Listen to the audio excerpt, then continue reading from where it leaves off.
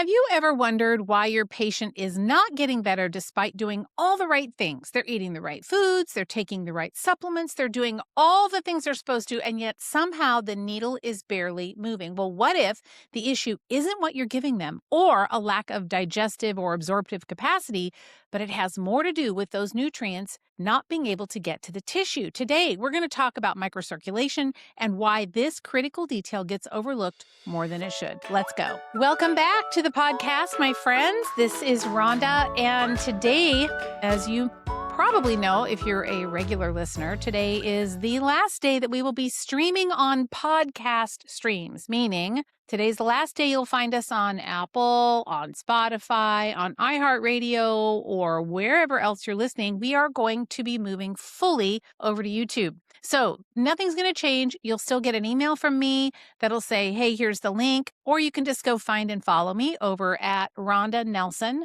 Just that's it. Rhonda with no H, Rhonda Nelson.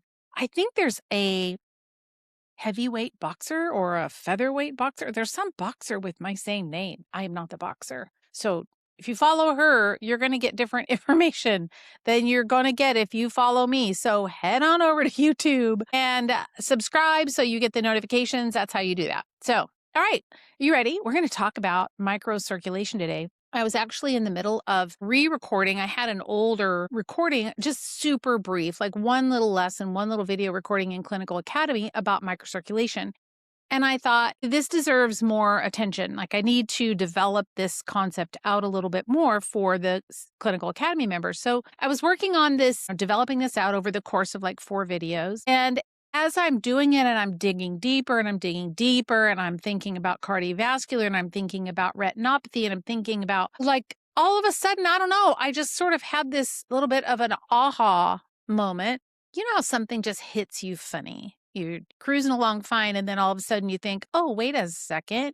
It was kind of like that. And I kind of stopped as I was doing the research and I was looking at articles and all the things. And I kind of stopped and I thought, when was, and this was a really honest question that I just asked myself, when was the last time that I asked myself when working with a patient if they might have poor microcirculation? Like, I don't think I may probably have, but in the recent past, I don't know that those words have crossed my mind. I might think poor circulation, maybe we need to give some ginkgo or cayenne or something like that. And I think about like nutrient delivery being, through the gut, right? We start with upper digestion, we work on the gut. I'm thinking those are the things that I always say, those are the low-hanging fruit for me. But I realize that I don't think about microcirculation very often. And I think that has to change. And I'm going to make my case today.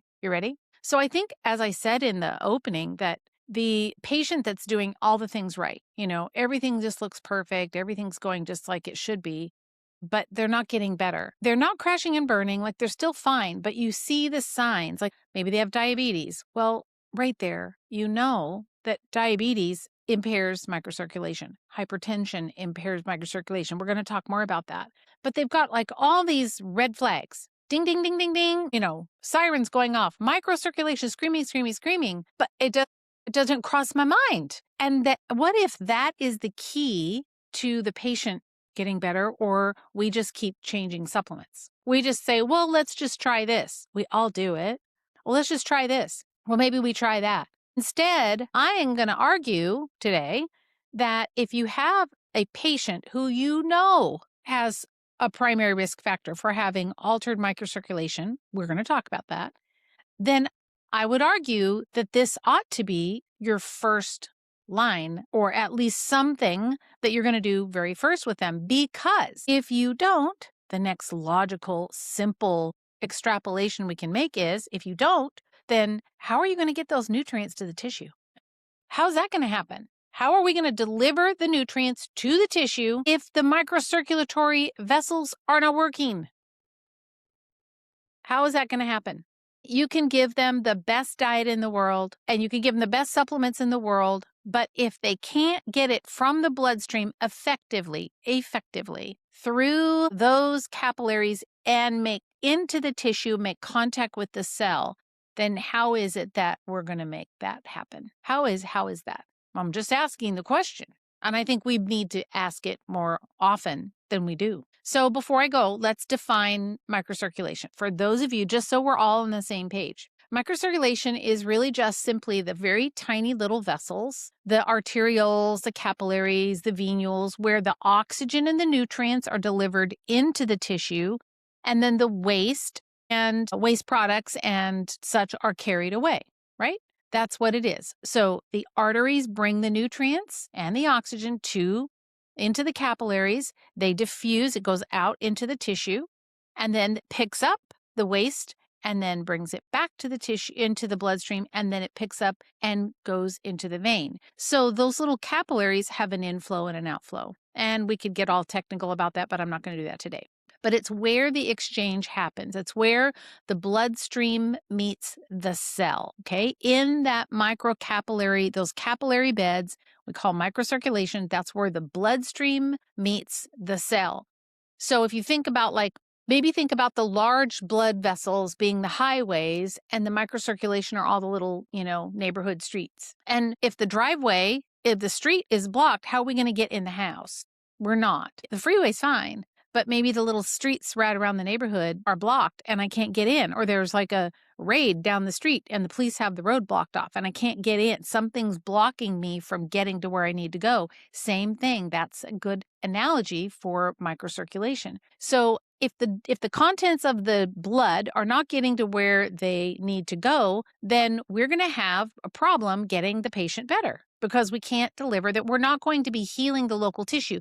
And I want you to think the local tissue could be the kidneys. It could be the lungs. It could be the brain. It could be the heart, it could be the muscles, it could be any tissue, any tissue in the body, it could be the endocrine glands, could be anything. So if we don't have good microcirculation, then we're going to have a problem. So I think sometimes I do this. And so listen, this is the, pot calling the kettle black over here, but I think we're all kind of in the same boat. And that is that what we do is we're looking, I always think through the lens of, okay, what could this be? And I tend to, although I know better, but my brain, I tend to want to pin a diagnosis. It's like a pin the donkey on the tail. That was a funny slip up. Pin the tail on the donkey. I want to say, oh, that's X, or that's us this, or that's this. I want to wrap it up in a clean bow so that I know exactly what I'm dealing with. The problem here is that microcirculatory dysfunctions do not scream at you like a symptom would scream at you.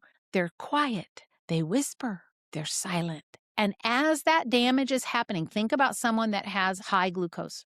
You've got somebody who has diabetes. Right there, stop. Stop. Get out of your car. Get out. Put the flashers on. Doesn't matter if you're in the middle of the freeway. You get out of the car, and we're going to deal with the microcirculation right there. Because diabetes, if they have diabetes, guaranteed they've got damage to those delicate little capillaries somewhere in the body. That's why we see it in the eyes. It's why we see it in the feet. It's why we see it in the kidneys, right? High sugar, poor kidney function, because it messes with those little microtubules, all the little tiny vessels. And so I don't think about that. I just don't. I'm just admitting it. I just think, oh, well, I have to support their blood sugars. And yes, some of the products we're going to do may have an indirect effect, but how about adding in some intentionality behind helping this silent thing that's happening that can be happening for a really long time? Let's say you've got somebody who's hanging around at a 92 or a 95 glucose, and maybe their A1C is 5.6. Okay, nothing like to go screaming into the you have diabetes or insulin resistance world, but is that optimal? No, we want that lower. So are they already dealing with damage to these capillary beds? I would argue that they probably are. So how does it show up? Well, it would show up with cold hands and feet. The fingertips and the feet are really vulnerable. That's where all the tiny little capillaries are. So cold hands and feet, or burning feet, could be the legs are heavy. We're not getting good return. Could be changes in their vision. Might be edema. That's another one, right? Or fatigue on exertion, because those capillaries cannot get the oxygen out of the arteries. The blood flow that comes in, they're not getting the oxygen and it's not getting pushed back out where it needs to go. And then, of course, as I mentioned, the patients that are just not getting better. So the problem, I think, is that the symptoms start to scatter, right? A patient doesn't come in with just one problem. There's always 5 or more. And so we're trying to kind of, put the puzzle together, which is what we love to do. We all love to do it. I love to do it too. But what if this is a key piece that we're missing? And the supplements, the person's just not getting better, not getting better, not getting better. I mean, as I was doing all this research, all of a sudden I thought of this patient. And you might be doing the same thing right now, thinking, oh my gosh, that's so-and-so, that's so-and-so, that's so-and-so. Yeah, I have like a little on my notepad, I've got like a list of 4 or 5 patients that I'm thinking, I need to go back and get this fixed. I'm going to tell you how to do that real easy here in a minute. But it's really impacting me, like this little expedition that I went on trying to give new content to the clinical academy. And I thought, oh, hey, I need to, I learned something or remembered something that I should have not forgotten. So one of the things that I found interesting is there was a study they did on women with chest pain. And it was intermittent chest pain. And they went in and they did all the imaging, all the things that said, your heart's fine. Your heart's completely fine. But surprisingly, 50% of these women had no major obstructive coronary disease on an angiogram. None. But their symptoms were still present, and what they found was they had coronary microvascular dysfunction. They basically had a microcirculation problem in the coronary arteries, and that was what was causing the chest pain. Everything else looks good. You can't test. It's too tiny. You can't see it. You can't see it. That's kind of significant because it means that the patient can be struggling with symptoms, but we're not looking in the right place because we're looking at, oh, well, and I said earlier, like secondarily, we may give supplements or herbs that will affect it, but do you know why? Like hawthorn, for instance. In this case, hawthorn is a heart herb, and I love hawthorn. And actually, one of its other benefits besides feeding the heart is, and supporting the muscle itself, is improving microcirculation and protecting the endothelial health, the glycocalyx. So by default, if I gave hawthorn, I'm going to be impacting the microcirculation, but not because I thought about it. I mean, I have to admit, I didn't really think about it. So looking at just the big vessels like the arteries or the veins, that's not telling us the whole story. And I think that is the big problem. And as I mentioned earlier, metabolic dysfunction, all types of metabolic dysfunction are always going to have vascular or microvascular problems. So I think that this starts way earlier than we realize. So when the patient comes in and you know that they have some of those key, like tip you off kind of markers, if they have hypertension, or they have elevation in blood sugar, or they've had high stress, those are all things that can damage the microcirculation. So my first, I can hear you because I think the same thing, like, oh my gosh, I have to just give them a whole bunch of more supplements. No, we don't need to do that because we can do it with food. We can do it really, really, really, really well with food, but the patient has to be good about it. But it's like either eat it. I think it was Dave Hogshead said years ago, maybe somebody else, but eat it or take it. You're going to eat it or you're going to take it. Your choice. Hey, I am not the boss. I'm not the boss. You'd have to either eat these things or you have to take these things. That's all. So I think that the key takeaway here is that the number of patients that if you look back and you think, how many people could I have gotten better faster if I had addressed the microcirculation earlier? I mean, there's no way to really know, but it's a question worth asking. How many of them would they have not have spent as much money on supplements if we had done this first? I think it needs to be a foundational part of what we talk about. So as I was doing, again, back, developing this content out in these 4 lessons, I was obviously going to add in what Kerry Bone, he taught us, all of us in the standard process world. We learned this a long, long time ago, and it's his 5-point microcirculation protocol. You might want to write this down. I'm going to go over it with you. But it's the 5-point microcirculation protocol. It's super simple. And I've used it and talked about it over the years, but I don't think until when I started to dig into this topic deeper than I had before, in order to teach it, I have to be able to really understand it in order to simplify it and give it to you in a way that is like, you don't have to go do all the biochemistry part. In order to do that, it got me thinking about it in a different way. So here's the protocol. You ready? It just has 5 things. 5 points. 5.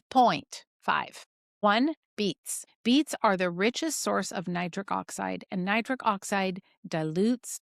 It relaxes, I guess, relaxes the vessels, blood vessels, so thereby regulating hypertension. So beets, high in nitric oxide, or converts into nitric oxide. But anyway, gives us nitric oxide. Number 2 is berries, especially the darker berries like blueberries, blackberries. Blueberries are great. And so they have those proanthocyanidins in them, anything that's dark blue. So berries every day. So, all right, the patient might complain. This is our 5-point thing. This is the food thing I was telling you about. We want to give them. The patient might complain about eating beets, but listen, you can get beet powders that are not bad.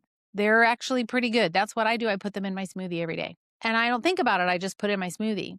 And sometimes I have berries, but I'll have like strawberries or blackberries and blueberries sometimes. But I think, okay, I'm going to be a little bit more intentional about this. So berries. The third one is cocoa or chocolate. No one's ever going to say no to that unless you truly hate chocolate. However, there is a catch with this one. It has to be 85 to 90% dark chocolate. None of this Hershey's chocolate. We're not doing that. That isn't going to help us. That's only going to spike the glucose. So 85 to 90% or greater cocoa, but you only need a little bit. All we really need is like 7 grams. That's it. I mean, 20 grams. Sorry, 20. Take that back. 20 grams. That's all we need is 20 grams. It's not very much. And you just have to have a little bit of chocolate, of that dark chocolate every day. Number 4 is raw garlic. This is where people get stuck because you gotta eat it. You either have to chew it, which I don't even know how you would do that. Like, it makes my eyes water just thinking about it. But you really do need to kind of chew it because we want the saliva to mix with it.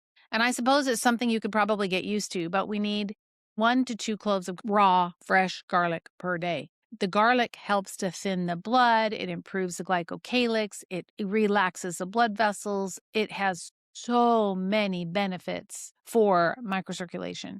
And then the last one is the easiest of all of them, and that is green tea. 3 to 4 cups of green tea per day. And for me, I probably get that maybe 3 days a week, but I love green tea. I sweeten it with a tiny bit of raw honey. I make it hot.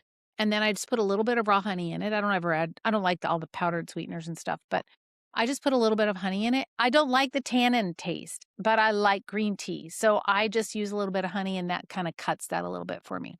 So now I'm not saying that if you do these 5 foods that every little symptom that they have is going to disappear. But what this does do is it gives you leverage. You're changing their diet anyway. You might as well just have them include these foods. Now, this is where my practical side kind of kicks in and I think, okay, look, the chances of me getting all 5 of those in every day is probably slim to none because I don't know if you've noticed, but taking care of yourself is like a full-time job.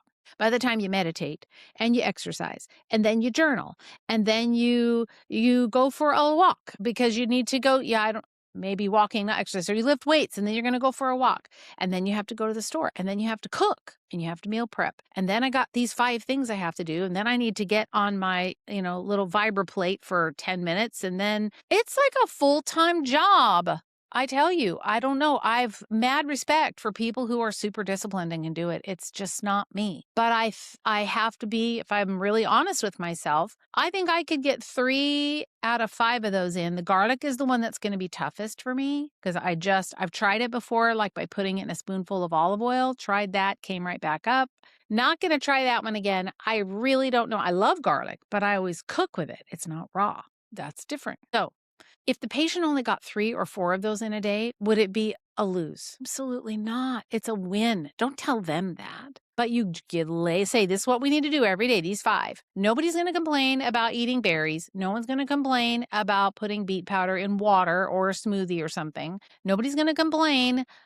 The only thing they're going to complain about is the garlic probably, and maybe the dark chocolate, but you do get used to it. And just start slow. Maybe you just take a little bite. It's a little bit bitter, but that's what is going to do the benefit. So if the foods that we give them are going to improve that microcirculation, that environment, then what are the odds then that the nutrients that we're giving them in the form of supplements and what they're taking in their own food, what are the odds that those then are going to be able to actually affect change? In other words, I'm back in my driveway. I can walk in my house. I can get through the membrane, the cell membrane, to get into the house and take the trash out of the house and know that the trash collector, i.e. the capillary, is going to pick it up and haul it away. What are the chances that that's going to happen more effectively? Chances are very high. It's likely that that's going to be super easy.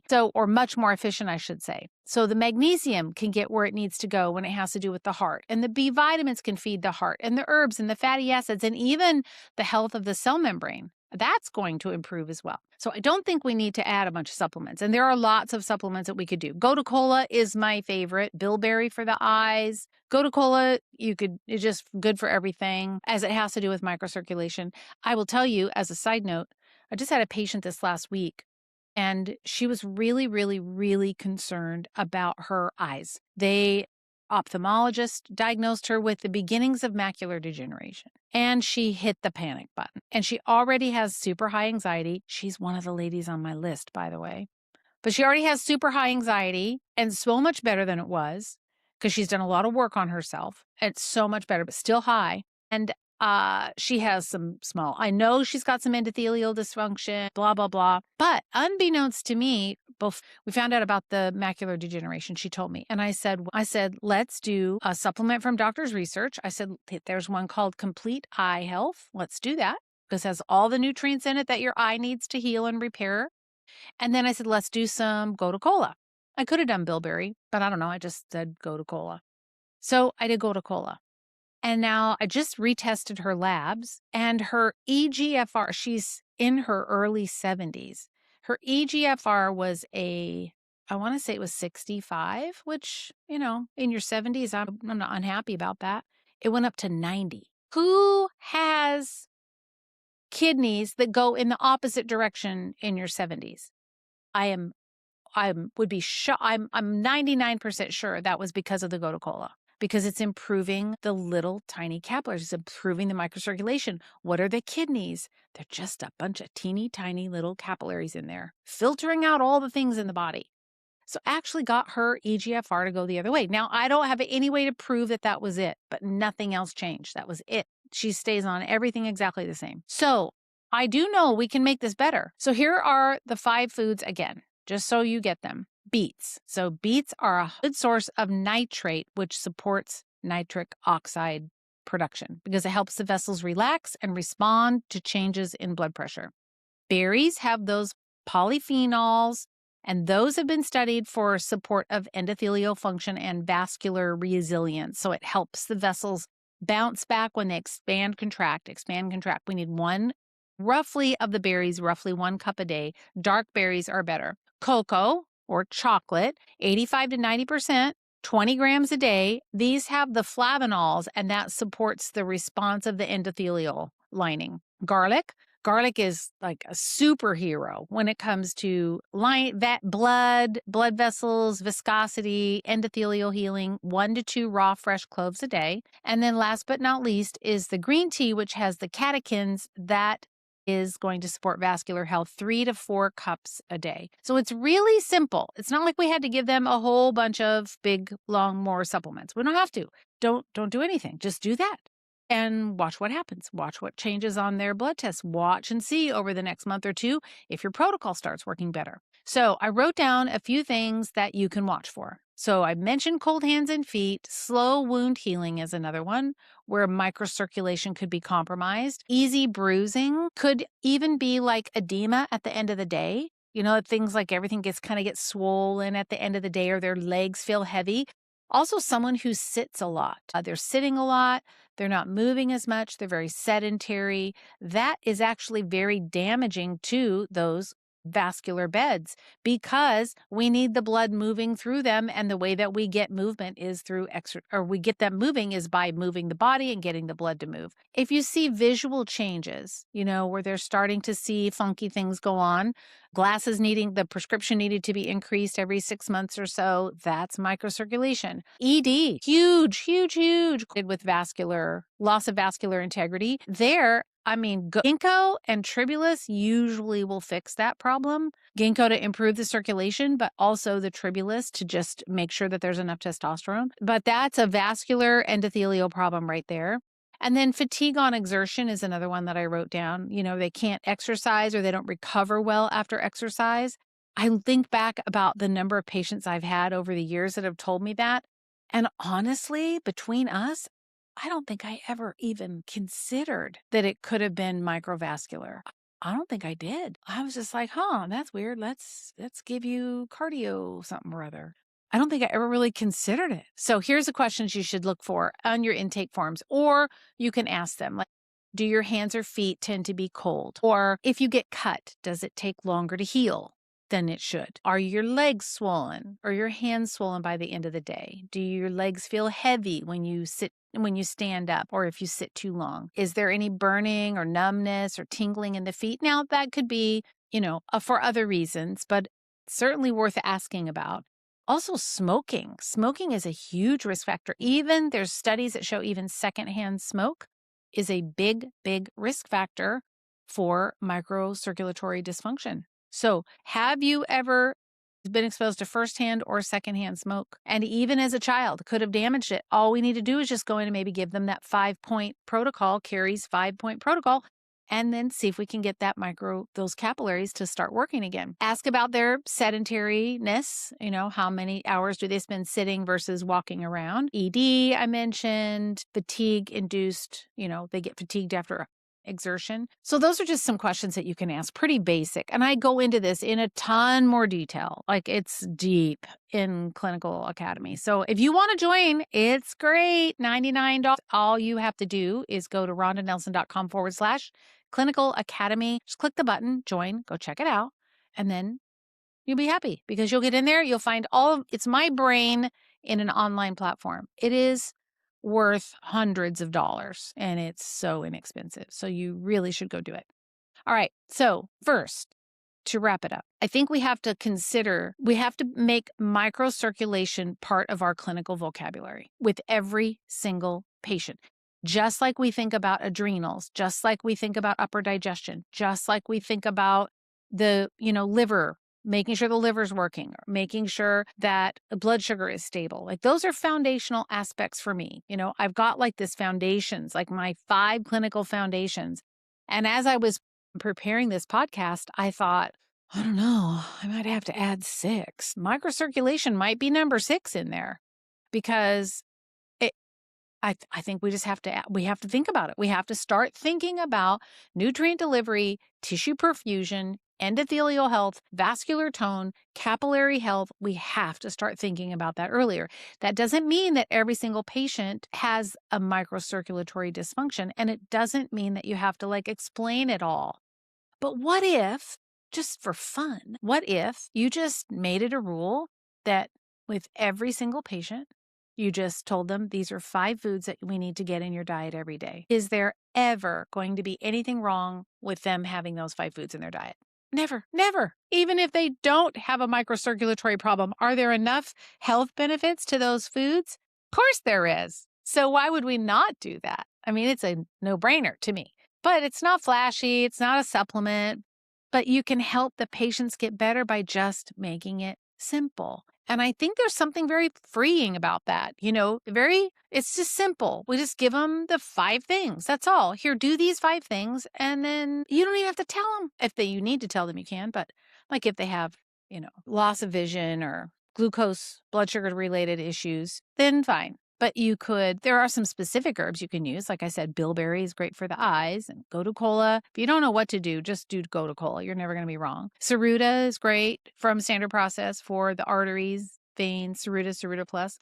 There's lots of supplements. I mean, there's hundreds of supplement companies. You guys find what it is that you want to use. But I just think we wouldn't be wrong to use these foods with every single patient. Why would you not? So that's what I'm going to leave you with is, start thinking about microcirculation. Start thinking about it with every single patient and maybe get into Canva, create yourself a little graphic, ask AI if you want, what are the health benefits of these 5 things as it has to do with microcirculation. And then you can go to Claude even and ask Claude to make you a infographic kind of thing. There's easy ways to do this. So anyway, that's what I got for you this week. Don't forget, I'm going to celebrate. This is episode number 303. So just give me a minute. This is 303. I've done 303 episodes. I have not missed a week in all of how long is that? 6 years-ish, just under 6 years. I have been doing this podcast and I've not missed a week. It's a lot of episodes, but we're moving. We're just same thing, same Rhonda, same, all the same, all the same.